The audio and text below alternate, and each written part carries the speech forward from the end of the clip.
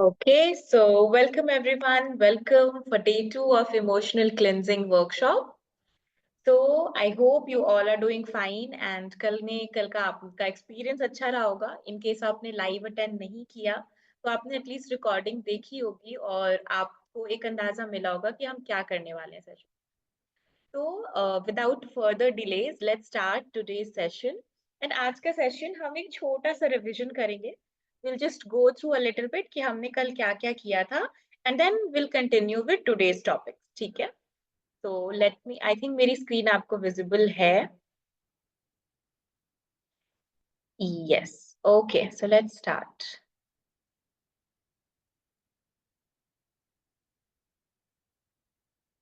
Perfect. Thank you Anju ji. So let's move. तो yes, ये थे results. These are some of the results जो आप एक्सपेक्ट कर सकते हो इन 5 डेज की जर्नी में, जहाँ पे आप अपनी बॉडी में लाइटनेस महसूस करोगे. पास्ट की कुछ ऐसी मेमोरीज हैं जो बार बार आपको तंग करती हैं. उन मेमोरीज को आप रिलीज कर पाओगे. पूरा नहीं कर पाते हो तो कुछ पार्ट उन मेमोरीज का आप रिलीज करोगे. जो आप अपनी जिंदगी में चाहते हो उसके लिए आप एक स्पेस क्रिएट कर पाओगे अपनी लाइफ. आपका जो पर्सपेक्टिव है, जिंदगी को देखने का जो नजरिया है, लोगों को देखने का नजरिया, सिचुएशंस को देखने का नजरिया, वो बदलेगा. उसमें एक्सपेंशन आएगी. आपको बहुत सारा रिलीफ और क्लैरिटी मिलेगी. और काफी सारे पर्सनल एक्सपीरियंसेस होंगे जो बाय द एंड आप लोग ही बताओगे कि आपने और क्या महसूस किया. तो आगे बढ़ते हैं. और एक फिर से, इमोशनल क्लेंजिंग क्या है? तो बेसिकली वैसे इमोशंस जो हमारे सिस्टम में हैं, पर अब हमारे लिए वो काम के नहीं है, बस वो वहां पे पड़े हुए हैं. तो उन इमोशंस को हम रिलीज करते हैं, ताकि जो चीजें हमारे लिए जरूरी हैं, जो इमोशंस, जो फीलिंग्स हम अपनी लाइफ में एक्चुअली चाहते हैं, उन चीजों को हम वेलकम कर सकें. क्यों जरूरत है इसकी? ऑफ कोर्स, बहुत सारा कचरा इकट्ठा हो गया है. तो उस कचरे को निकालना जरूरी है ताकि फ्लो जो है वो इजीली हो सके हमारे सिस्टम में. हम एक स्ट्रेस फ्री और रिलैक्स्ड लाइफ जी सके.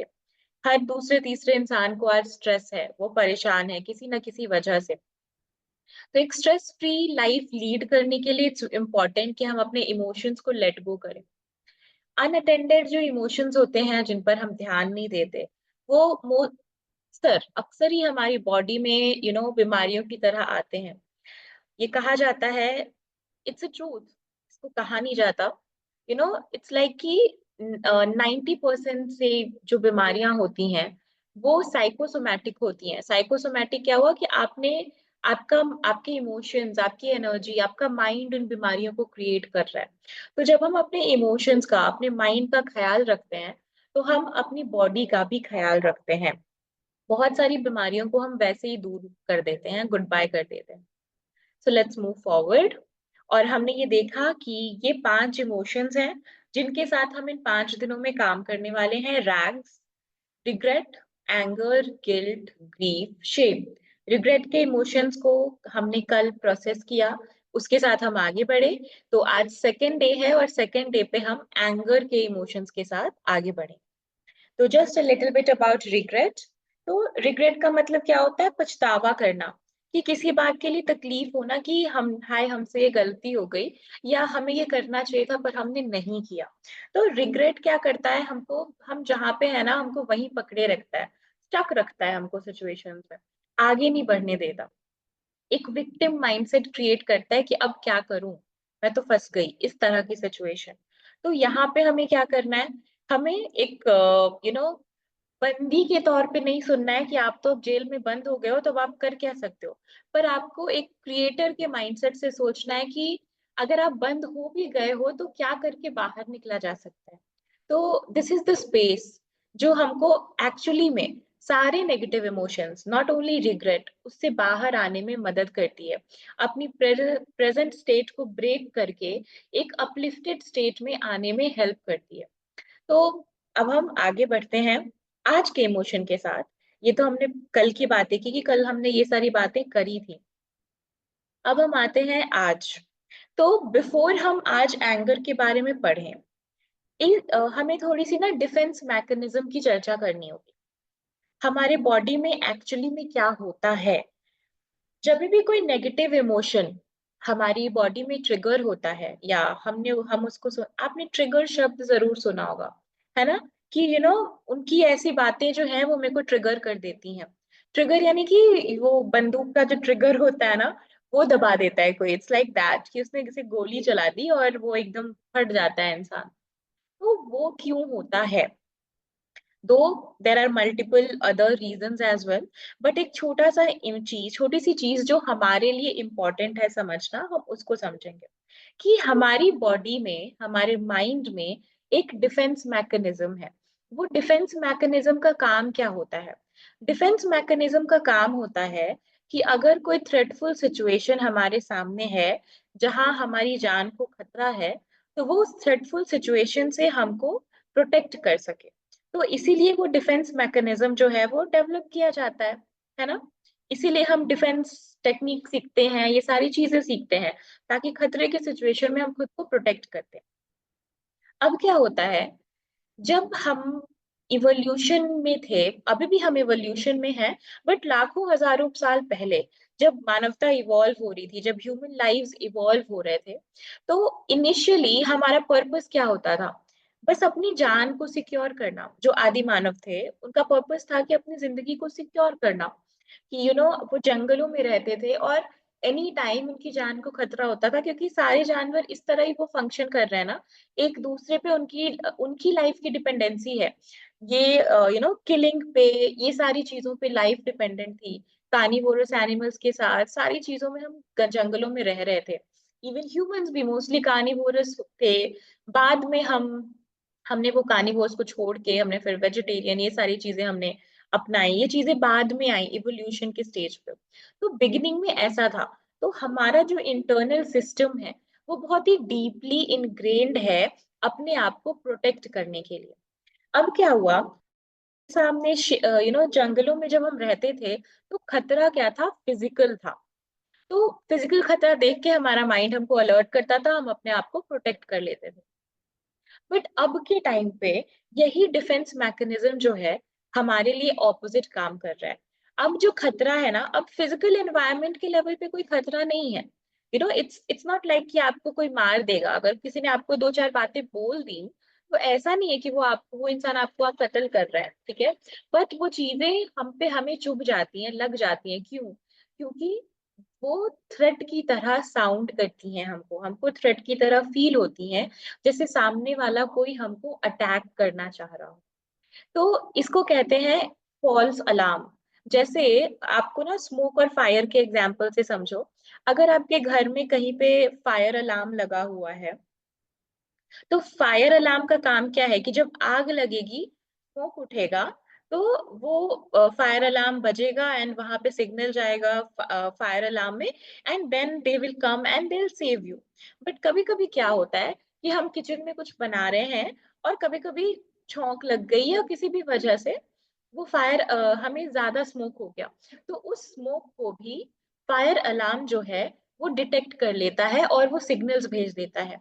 तो क्या सच में आग लगी थी? नहीं लगी थी। ये क्या था? ये फॉल्स अलार्म था, कि स्मोक को उसने डिटेक्ट कर लिया कि इससे तो कुछ दिक्कत है। वही चीज हमारे माइंड में होती है। एमिकडाला नाम का एक ऑर्गन है हमारे माइंड में, एक सिस्टम है जिस जो मेनली हमारे इन इमोशनल कंट्रोल्स को, इन इमोशंस को कंट्रोल करता है। तो वो एक्टिव हो जाता है जब जब हमारा ये जब फॉल्स, इट्स लाइक कि फॉल्स अलार्म सिस्टम, उसको अभी एक्टिव नहीं हो रहा था, बट फॉल्स अलार्म था, एक्टिव हो गया। तो यही होता है जब हम ट्रिगर होते हैं, तो हमारे फॉल्स अलार्म्स, हमारा जो डिफेंस मैकेनिज्म है, वो एक्टिव हो जाता है। और आपने सुना होगा या देखा होगा कि बहुत से लोग जो हैं वो लड़ने लग जाते हैं। अगर आप उनसे कुछ भी बोलो, तो वो फाइट के मूड में आ जाते हैं। बहुत से लोग फ्लाइट में आ जाते हैं। फ्लाइट क्या हो गया? कि फ्लाइट हो गया कि ठीक है यार, कौन बात करेगा, वो चले जाते हैं, वो सिचुएशन से भाग जाते हैं वहां से। फियर, किसको, बहुत से लोग डर जाते हैं सिचुएशंस में कि अब यहाँ क्या एक्शन ले। उनका डिफेंस मैकेनिज्म स्टार्ट हो रहा है, उनको समझ ही नहीं आ रहा है क्या करना है। बहुत से लोग फ्रीज हो जाते हैं। फ्रीज का मतलब भी वही है कि आप एक स्टक सी स्थिति में आ गए, जम गया आपका शरीर, आप ना आगे बढ़ पा रहे हो ना पीछे जा पा रहे हो, you are stuck at one place. तो ये flight, fear, fight, freeze response जो है over a period of time, हमने जैसी जैसी लाइफ टाइम्स देखी, हमने जैसे जैसे सिचुएशंस देखे, ये सारे हमारे रिस्पॉन्सेज जो है वो डेवलप होते गए। तो ये रिस्पॉन्सेज जो है वो हम इवोल्यूशन में हमारी डीएनए में कैरी हो रहा है ये सारी चीजें। तो हमारे लिए इट्स वेरी इंपॉर्टेंट कि अगर हमको अपने नेगेटिव इमोशंस के चेन से बाहर निकलना है, उसकी चेन को ब्रेक करना है, तो हम ये समझें कि हर जो बात हमको ट्रिगर कर रही है उसमें जरूरी नहीं है कि गलती सामने वाले की है। इसका मतलब ये है कि मेरी बॉडी जो है, मेरा माइंड जो है वो डिफेंसिव हो जा रहा है। डिफेंसिव हो जा रहा है इसका मतलब कि वो थ्रेट में जी रहा है। और जब आपकी बॉडी, आपका माइंड थ्रेट में जिएगा, इससे क्या होगा, आपका स्ट्रेस लेवल हमेशा बढ़ा रहेगा। और इससे इंसुलिन स्पाइक्स, ब्लड प्रेशर का बढ़ना, हार्ट रेट का इंक्रीज होना, और भी तरह तरह की बीमारियां, हार्मोन्स का इम्बैलेंस होना, ये सारी चीजें फिर फॉलो करती हैं। तो हमें एक बहुत इंपॉर्टेंट सी चीज सीखनी है, वो है हमारे डिफेंस मैकेनिज्म को कंट्रोल करना। कैसे हम उसको शांत करें। अब आप नया नया नई नई चीजें सीख रहे हो, ये आपने अभी नया नया सीखा, आपने डिफेंस मैकेनिज्म को कैसे स्टॉप करना है। तो आप एक बार में जरूरी नहीं है कि आपने फर्स्ट टाइम ट्राई किया तो वो सक्सेस हो जाएगा। बट जब आप ट्राई करते रहोगे, जब आप बार बार इस एप्लीकेशन को अप्लाई करोगे, इस टूल को अप्लाई करोगे, तो उससे क्या होगा कि आपका माइंड जो है वो मोल्ड होना शुरू हो जाएगा। और इस अवेयरनेस में और इस प्रैक्टिस में मेडिटेशन हमारी बहुत मदद करता है, जिसके बारे में हम एंड में भी बात करेंगे। बट आज नहीं, I just give you a hint कि आपको सबसे ज्यादा आपको क्या हेल्प करेगा। तो हम तो अब ये समझ गए कि डिफेंस मैकेनिज्म क्या है, और नेगेटिव इमोशंस को अगर हमको दूर रखना है, तो हमें हमारे अंदर जो डिफेंस मैकेनिज्म है, जो हमारा फॉल्स अलार्म जो बज जाता है हमारे सिस्टम में, उस फॉल्स अलार्म को बजने से हमको रोकना होगा, उसको स्टॉप करना है, ताकि हमारी बॉडी जो है वो रिलैक्स्ड रहे और हम सिचुएशंस को कॉन्शियसली रिस्पॉन्ड कर सके। ठीक है। एनी क्वेश्चंस, जो भी क्वेश्चन इस समय आपके दिमाग में आ रहे होंगे, आप प्लीज उनको नोट करते जाना, और हम एंड में उन क्वेश्चंस को डिस्कस करेंगे। अब आगे बढ़ते हैं कि how to shut it down. Again, multiple ways to do that. जो तरीका हम यहाँ पे सीखने वाले हैं कि इसको शांत करने के लिए, जो हमारा एमिगडला है, उसको हमको ये बताना होगा कि जिस चीज को आप थ्रेट समझ रहे हो ना, वो रियल थ्रेट नहीं है, वो परसीव्ड थ्रेट है। फॉर एग्जाम्पल, रियल थ्रेट और परसीव्ड थ्रेट में क्या डिफरेंस है, आई टेल यू। आपके सामने एक्चुअली में सांप का आ जाना इज रियल थ्रेट, बट रस्सी गिरी हुई है, आप झटके से उधर से गए और आपने आपने उसको सांप समझ लिया, it is a perceived threat. तो मैक्सिमम सिचुएशंस में जब हम इमोशनली अटैच्ड होते हैं, जब हम इमोशनली अटैक्ड महसूस करते हैं, तो वो हमारा परसीव्ड थ्रेट होता है। तो अब क्या करना है आपको, तो जब भी आप अपने आप को ट्रिगर्ड पाओ, आपको सबसे पहला काम ये करना है, अपनी ब्रेथ के पास आना है। And it's cliche, everybody says कि come back to your breath, come back to your breath. But आप ये भी समझो ना कि क्यों सब बार बार यही क्यों कह रहे हैं, ब्रेथ के पास वापस आओ। कुछ तो खूबी है इस ब्रेथ में। अभी तक मेरे एक्सपीरियंस में जितने भी टूल्स हैं, जितनी भी चीजें मेरे एक्सपीरियंस में आई हैं, coming back to your breath वो सबसे इजीएस्ट भी है और वो सबसे पावरफुल भी रहा है। That is why I share it कि come back to your breath. हमें आदत हो गई है सॉल्यूशंस को बाहर ढूंढने की, बट एक्चुअली सॉल्यूशंस हमारे अंदर ही है। ओके।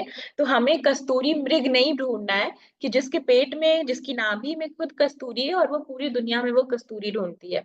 तो हम वो गलती नहीं करेंगे, हम अपनी ओर देखेंगे। तो we come back to our breath, हम अपनी ब्रेथ के पास वापस आएंगे। कॉन्शियसली धीरे धीरे हमें स्लो ब्रीदिंग स्टार्ट करनी है। और जब हम स्लो ब्रीदिंग करते हैं तो अपने आप हमारा सिस्टम रिलैक्स्ड होना शुरू हो जाता है, और हम अपने आप को याद दिलाएंगे कि it is a perceived threat, it is a perceived threat, no real threat. सबसे पहले वर्बली ये रिमाइंडर देंगे, उसके बाद आप एक जर्नल लोगे, एक डायरी लोगे, एक कॉपी लोगे, पेजेस लोगे, जो भी आपके पास अवेलेबल है, एंड जो भी फियरफुल थॉट्स, जो भी डर वाली बातें या जो भी चीज आपके अंदर चल रहा हो, आपको जो भी महसूस हो रहा हो, आप उन सारी चीजों को उस पेपर पे लिखोगे। ट्रस्ट मी, जर्नलिंग बहुत अच्छा प्रोसेस है। ये प्रोसेस आपको हेल्प करता है लेट गो करने में, एंड वो लिख के आपने छोड़ देना है, एंड सिंपली वंस अगेन फिर से अपनी ब्रेथ के साथ साथ कनेक्ट करना है, एंड अपने दोनों हाथों को जोड़कर आपको अपने आप को रिमाइंडर देना है that I am safe and I am connected to अर्थ।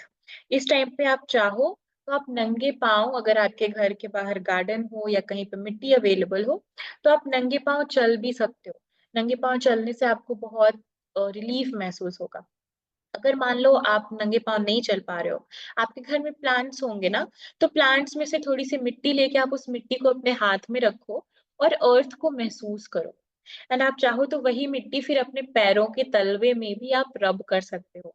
तो इस प्रोसेस से आपको बहुत ग्राउंडिंग महसूस होगी, और आपका जो सिस्टम जो वाइब्रेंट एकदम पागल हो रखा है, उसको शांति मिलेगी, उसको रियलाइज होगा, वो प्रेजेंट मोमेंट में वापस आएगा, एंड प्रेजेंट मोमेंट में वापस आने से आप थॉटफुली सिचुएशन में रिस्पॉन्ड कर पाओगे।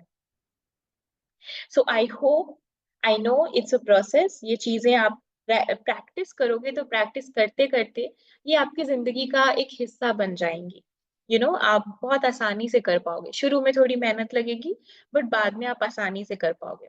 अगर आपको चाहिए तो आप इस स्लाइड का ना स्क्रीनशॉट भी ले सकते हो, ताकि जब भी ऐसा कुछ हो तो आप यहाँ वापस आके इस प्रोसेस को रिपीट कर सको। ओके, तो ये थी आज की इंफॉर्मेशन जो हमारे लिए बहुत इंपॉर्टेंट थी समझना, अपने बॉडी के डिफेंस मैकेनिज्म को जानना। Perfect, thank you so much. तो अपने बॉडी के डिफेंस मैकेनिज्म को जानना, एंड देन उसको कैसे उसको शट डाउन करना है, कैसे उसको रिलैक्स करना है अपने आप को, ये समझना। तो अब हम आगे बढ़ते हैं, let's move forward to our today's emotion, which is anger. Anger is a emotion जो आप जिससे बात करो ना वो कहेंगे कि हाँ आया है गुस्सा। मतलब अच्छा चलो रेगुलरली अब नहीं भी आता है, तो पहले कभी बहुत गुस्सा आया करता था, या हाँ कभी कभी बहुत गुस्सा आ जाता है। मतलब I haven't met a person जिसको कभी भी जिंदगी में गुस्सा नहीं आया हो। ये ऐसा इमोशन है, बहुत ही कॉमनली पाया जाने वाला इमोशन है एंगर। तो एंगर का क्या है भाई, पढ़ते हैं थोड़ा सा। Anger arises when you feel you have been wronged. It arises out of righteousness, fear, or judgment. Anger blames others. It never takes responsibility.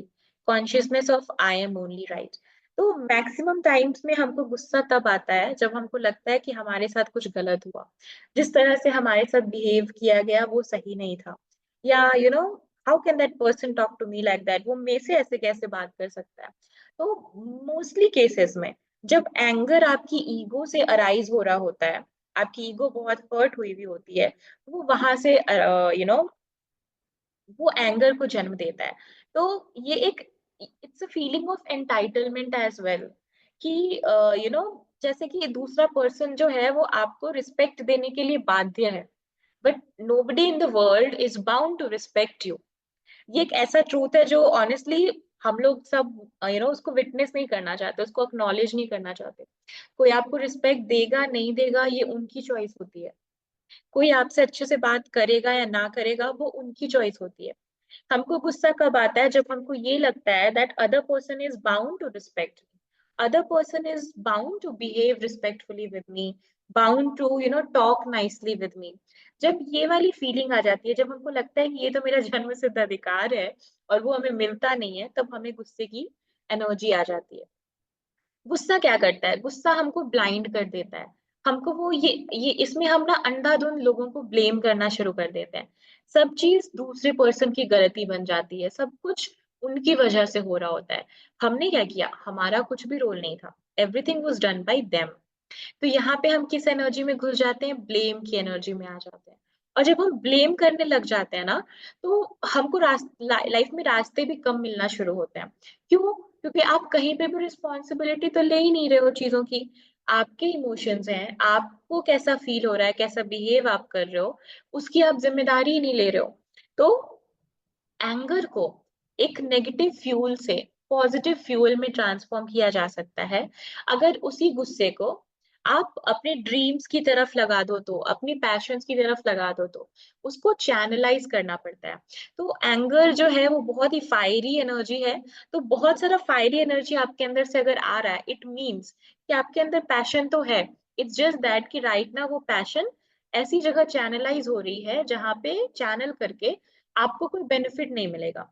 हाँ, क्योंकि we are attached to the way someone talks to us, we are attached to the behavior of others, how other people behave, talk to us, how they are behaving with us।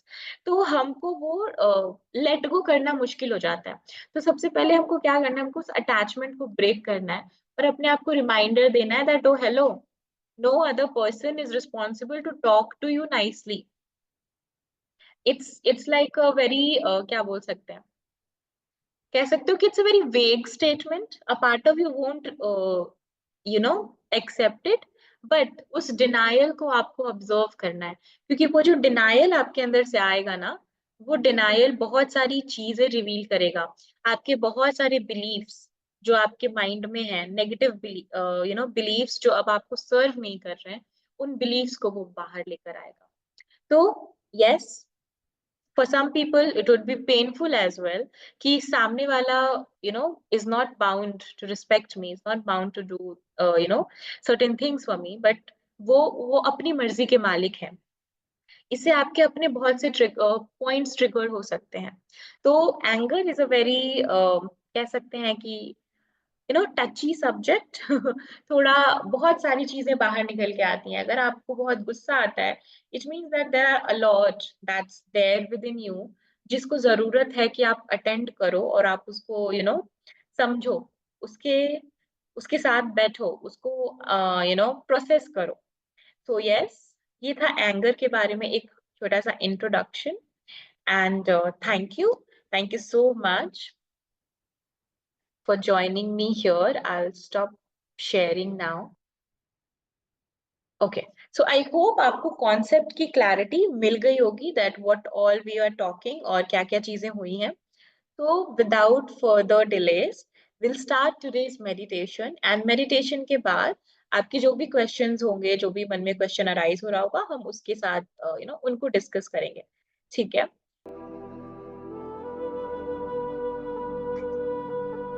All right. So just close your eyes.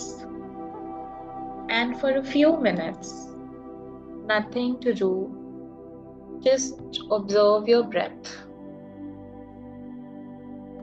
No slowing down of breath, no deepening of breath, just pure observation. Just observe your breath. How is it? How are you feeling? Just simple, pure awareness. That's it.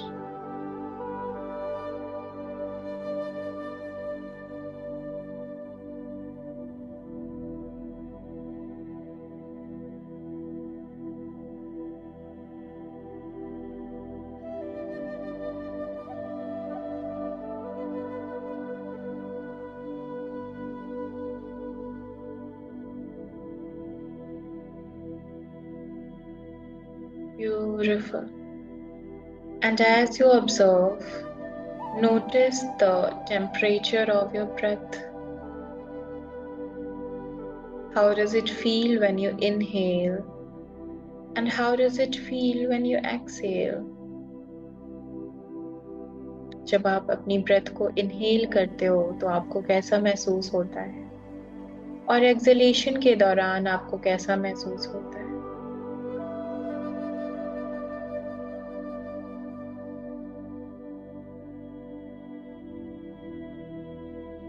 इस दौरान अगर आपकी body के किसी भी part में आपको कुछ सेंसेशंस महसूस हो, कुछ पेन अराइज हो या कुछ सरफेस हो, just allow it to be there and let it move at its own pace. इसको अपनी पेस पे मूव होने देना है, उसको ऑब्जर्व करना है, उसके साथ फाइट को ड्रॉप कर देना है।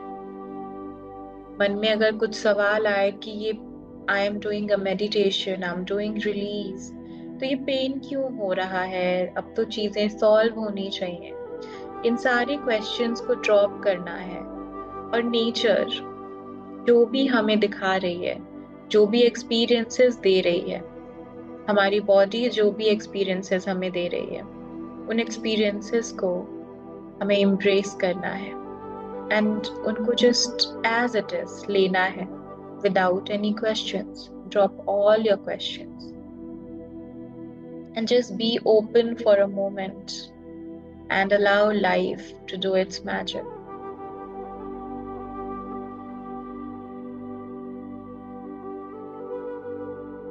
And as we progress, allow your breath to be slower than the previous one. Let the next one be more conscious than the previous one. Just a little bit more, not much. Beautiful.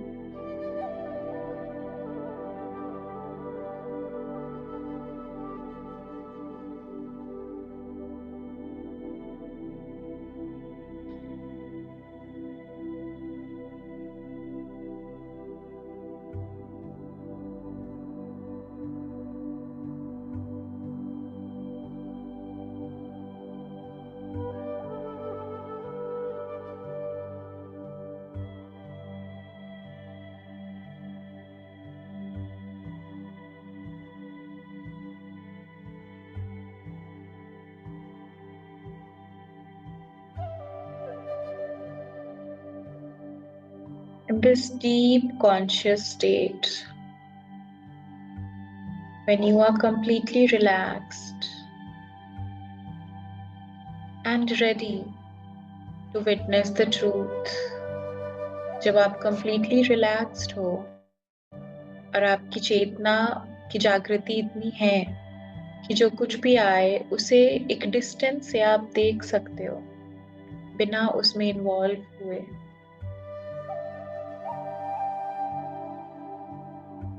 अपनी knows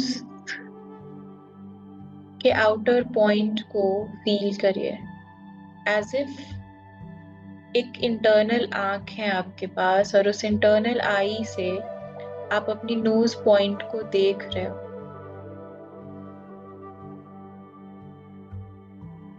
similarly अभी आने वाले moments में जो भी emotions release होंगे, जो भी इमोशंस आप ऑब्जर्व करोगे या सरफेस होंगे, आप उनको बस वॉच करोगे the way you are watching your nose, by creating a distance.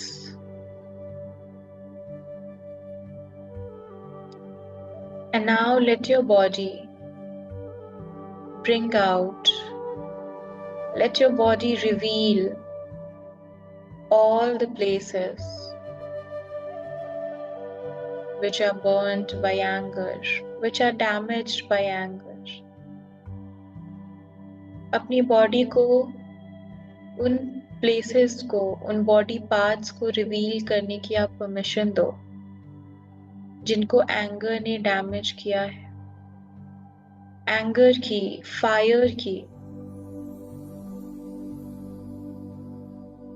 Negatively channelised energy ने डैमेज किया है। Just observe it. What part of your body is carrying the anger? What part is it?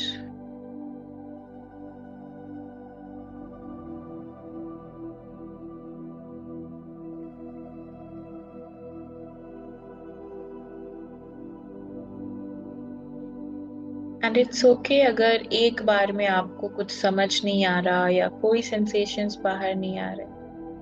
Just allow your body to respond to you. आपके अब तक के life में आप याद करो कब आपने अपनी बॉडी से बात करी, कितनी बार आपने अपनी बॉडी से कम्युनिकेशन स्टैब्लिश किया है, अपने इमोशन से कम्युनिकेशन स्टैब्लिश किया है. If it is taking some time to open up, let it take that. Just be open for any sensations, any observations.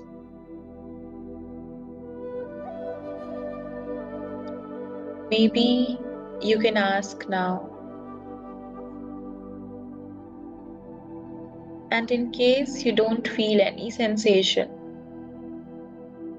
keep your attention, keep your gaze on your breath. Simply. That's it. And whatever memories, whatever thoughts pass your consciousness, just watch them.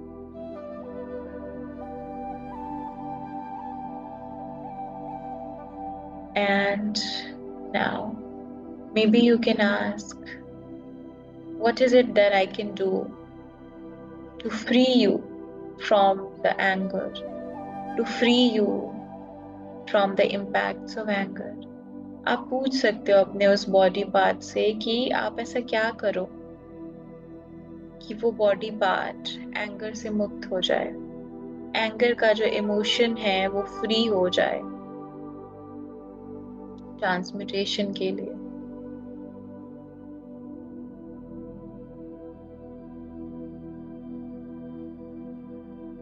Just be ready for any answers your body is giving. And keep your eyes open and mind open as well to listen to the answers.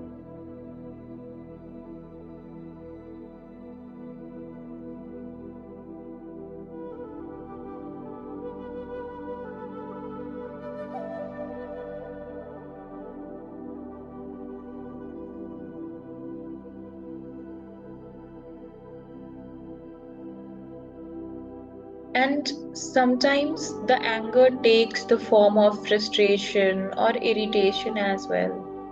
कभी कभी गुस्सा, frustration और irritation का भी रूप ले लेता है. तो अगर फ्रस्ट्रेशन और इरिटेशन अराइज हो तो समझ जाना this is your body speaking to you. बता रही है कि मैं इस फॉर्म में एग्जिस्ट करता हूँ.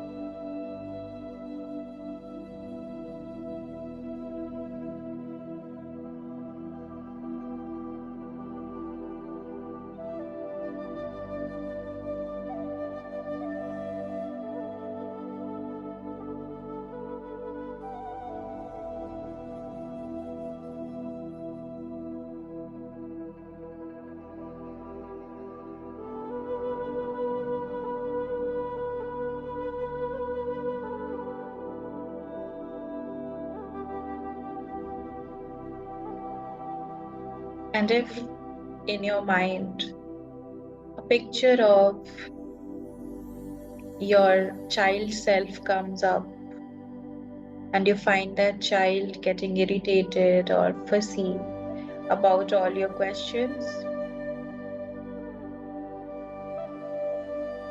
just be patient with it and assure the child that it is okay. It is okay if it doesn't know. It is okay.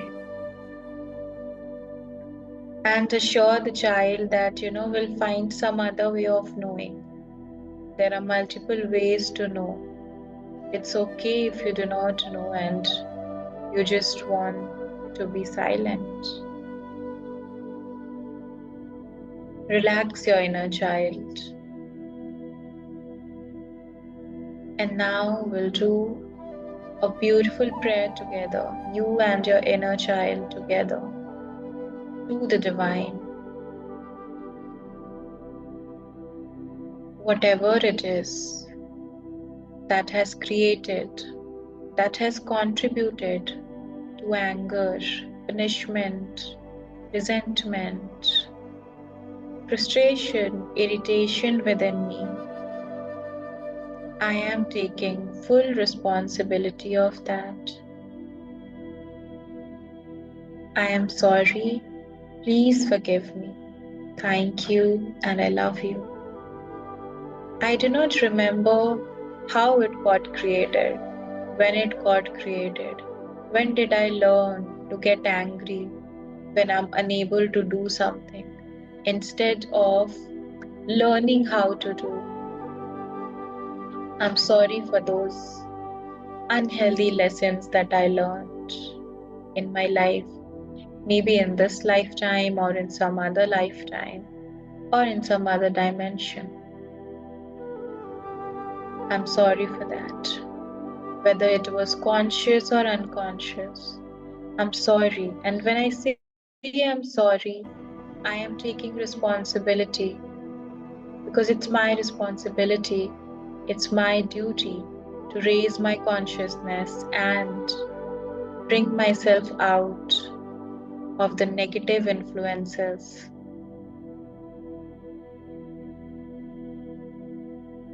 And with this, I am creating within.